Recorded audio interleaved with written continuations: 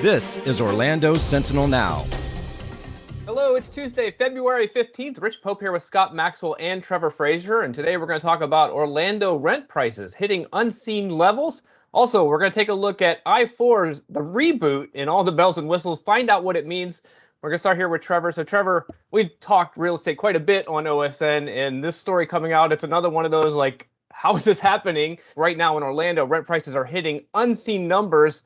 What does this mean for the region?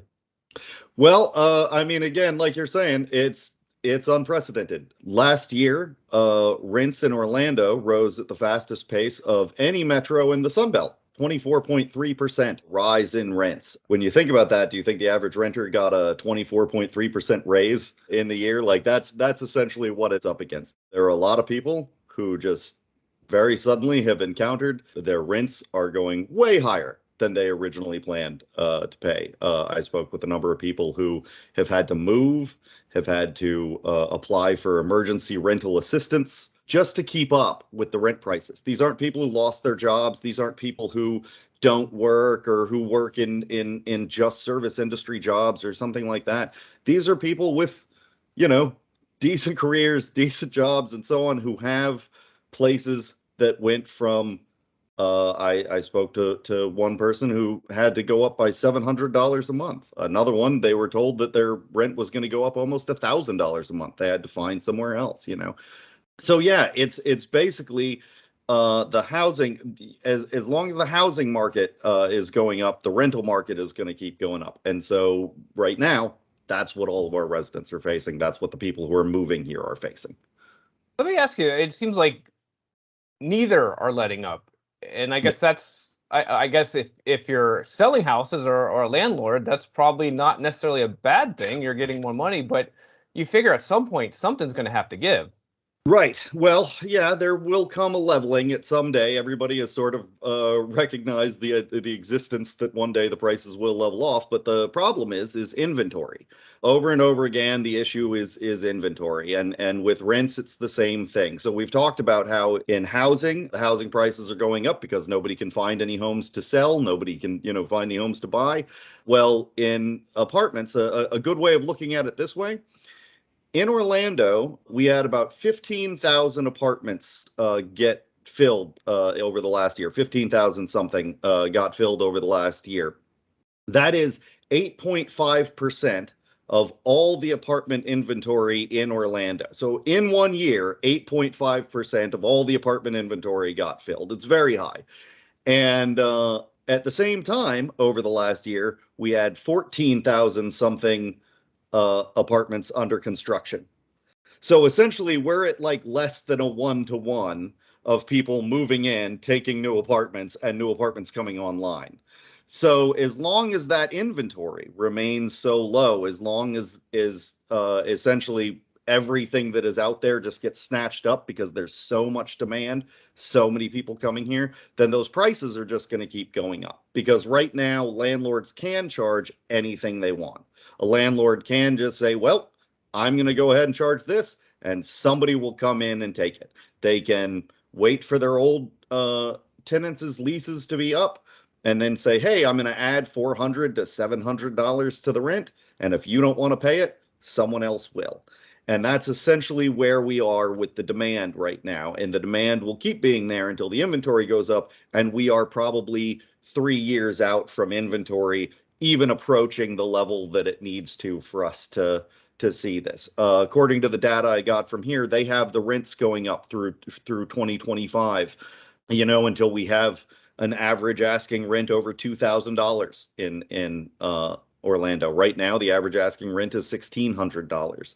I mean, that's, I think that there are a lot of people who just cannot picture this, who only a few years ago were still finding places for $800, $900, $1,000, and that just doesn't exist anymore. In your story, there was one case where someone was looking, and within a matter of like the time that they were looking, when they circled back, it had already gone like $100 more. $200. Yeah, $200. Yeah, the first place they looked at, they wanted $1,600, and they said, well, that's too high. And so they started looking at other places, and they were all too high. And they went back to look at that place, and it was up to $1,800.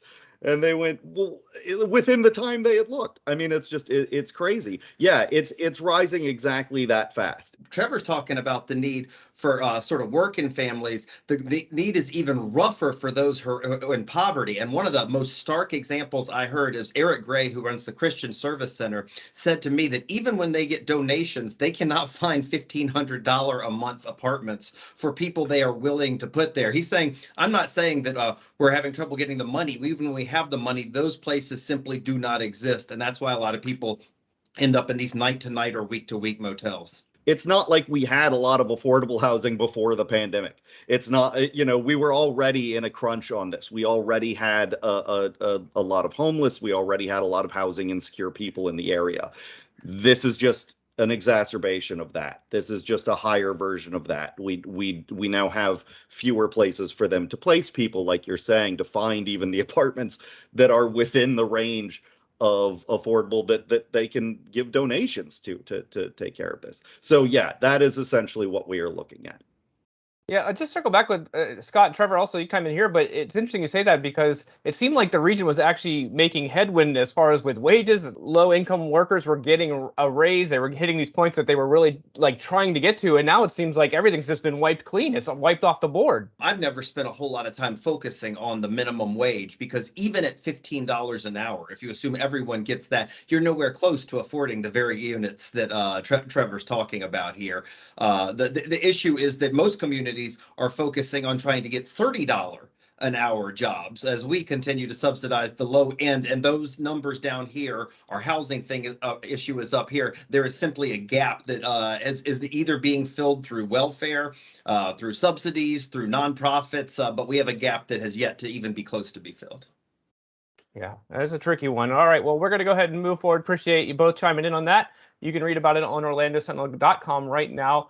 We're going to stick here with Scott Maxwell. So, Scott, I-4, the reboot, it's about to open, and there's some big changes coming, and that's the Lexus lane, the toll lanes in the middle. Tell us what you know. Yeah, I think this project is really going to surprise people when it comes finally opens, and not necessarily in a good way. As you may know, this project has lasted as long as the 7 Years' War, which, for those of you who don't remember your history, was about 7 years. It ran over budget. There were a lot of problems with it. There were claims when pieces of bridges fell on people's cars. There were deaths from the construction project. But at the end of this, if you were expecting an easy drive down Interstate 4, you are going to be sorely mistaken, because the entire way that this project gets paid for is by these optional toll lanes. The tolls from people who pay those optional tolls pay the bonds off on this. Well, no one's going to take the optional tolls unless the other lanes are congested still. And so that has always been the design. At the end of this $2.4 billion project, the plebeians who are still in the free lanes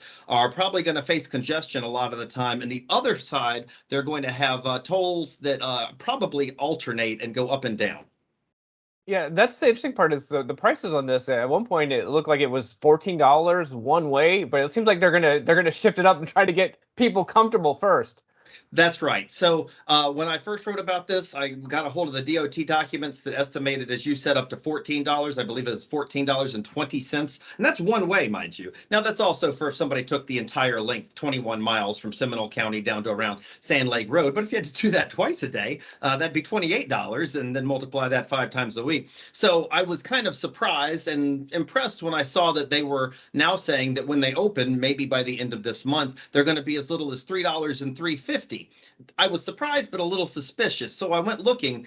What I learned was that those $3 rates are what are being billed as introductory rates. Now, we are all about the same age and probably remember the Columbia House CD deals when we were littles. You got an introductory rate of 14 CDs for 1 penny.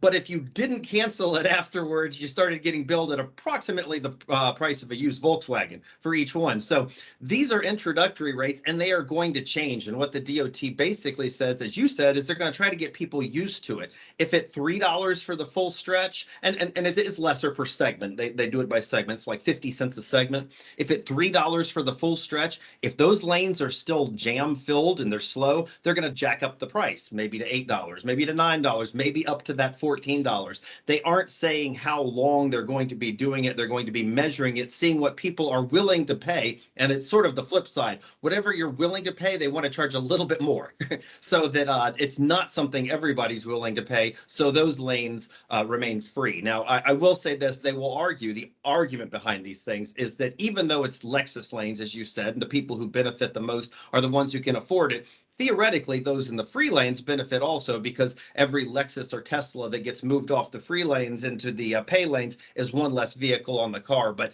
that's worked in some places, not in other places. In South Florida on I-95, they put those toll lanes at $10.50 for that stretch. Both lanes, the free and the toll ones, were still clogged at times. So that will remain to be seen. Do we have an actual date when things open up and we could get on these new lanes? I would love to tell you that, Rich. They have been very nebulous about the specific date on this, and the project, as I mentioned, has always been a little over budget, a little behind schedule. I say a little. $200 million sounds like a little on a $2 billion project. It's real money in a lot of places, but no, we don't have an exact date. But they are saying hopefully by the end of February, early March. All right. Well, you can read Scott's column shortly on OrlandoSentinel.com. And I have to say, Scott, that Columbia House thing, I dropped some real money on that. I got caught on that. I think I dropped like $21. I'm talking back in the day on a CD, which at that time, maybe $12 was reasonable, but I got hit by $21. That's how you ended up with 3 versions of Born in the USA that cost $20 a piece. That's how I started listening to Enya. I don't understand the problem here. That's right. That's right. You go in for U2 and you end up with Yanni. There you go. All right. Well, we'll sort out these issues at another time, and they're big issues. Appreciate that. All right, we're going to go ahead and call it quits for today. Appreciate you being with us. Go ahead and go to OrlandoSentinel.com/subscribe. Support our work. We do appreciate that. But for us, we're going to go ahead and push pause. Until next time, I'm Rich, Scott, and Trevor. Everyone have a great day. We'll see you soon. Watch Orlando Sentinel Now live every weekday at noon on our Facebook page and on OrlandoSentinel.com.